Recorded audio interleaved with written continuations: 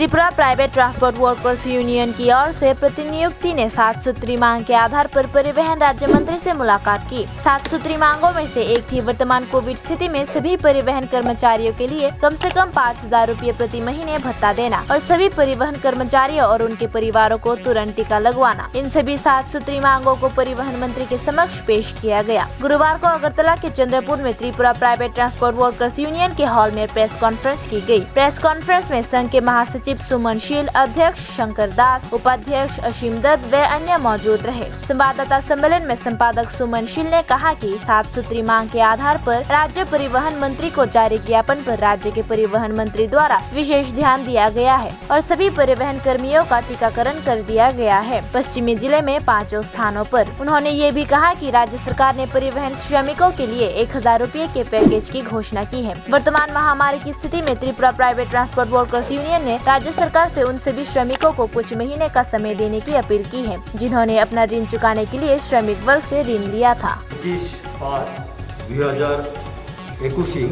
আমরা 7 দফা দাবির ভিত্তিতে আমাদের ত্রিপুরা প্রাইভেট ট্রান্সপোর্ট মজদুর মহাসংঘের পক্ষ থেকে মাননীয় পরিবহন মন্ত্রী ত্রিপুরা সরকারের কাছে আমরা একটা ডেপুটেশনে মিলিত। ডেপুটেশনে উপস্থিত ছিলেন অসীম দত্ত মহাশয়, মাননীয় সহসভাপতি ভারতীয় মজদুর সংঘ এবং মাননীয় সাধারণ সম্পাদক শ্রী সুমন শীল ত্রিপুরা প্রাইভেট ট্রান্সপোর্ট মজদুর মহাসংঘে এবং অন্যান্যরা। আমরা 7 দফা দাবি ভিত্তিতে তেনাদের সঙ্গে মিলিত হয়েছিলাম।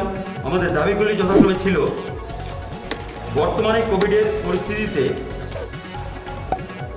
সমস্ত শ্রমিকদেরকে 5,000 টাকা করে মাসিক ভাতা প্রদান করতে হবে।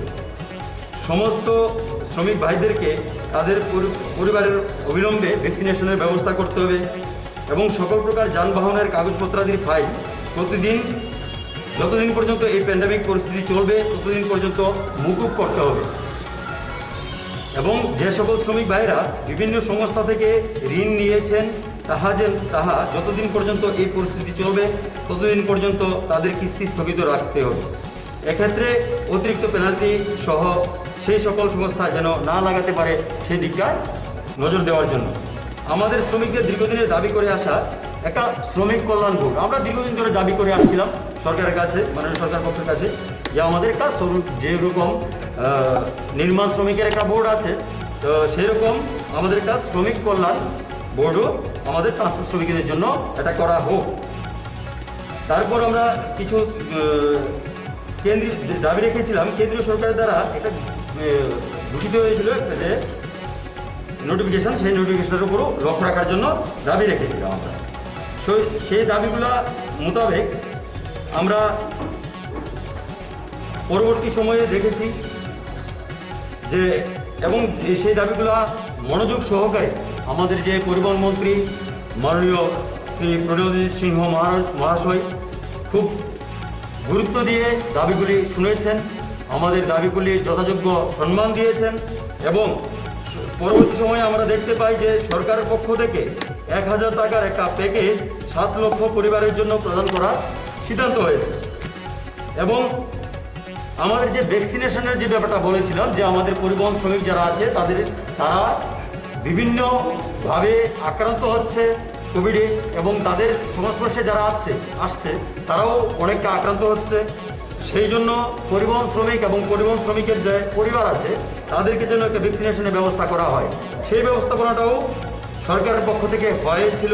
আমরা 5টি স্থানে ভ্যাকসিনেশন ক্যাম্প করতে পেরেছি,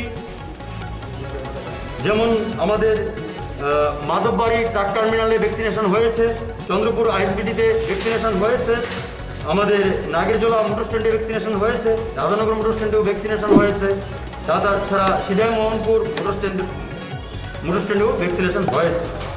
সেখানে আমাদের মোটামুটি 2,185 জন আমাদের শ্রমিক সেই ভ্যাকসিনেশন করতে পেরেছেন। ভ্যাকসিনেশনে সদৃঢ়ভাবে খুব ভালোভাবে সাড়া দিয়ে তারা ভ্যাকসিনেশন করেছে।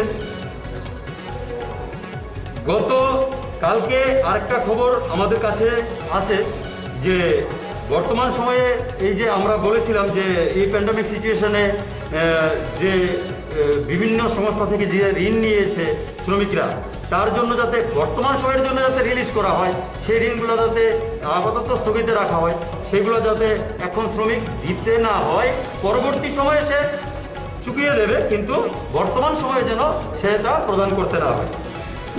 আমাদের এই যে আমাদের দাবি ছিল, সেই দাবিটাকে সম্মান জানিয়ে সরকার গতকালকে রাত্রিবেলা সেই সিদ্ধান্তটা নিয়েছে।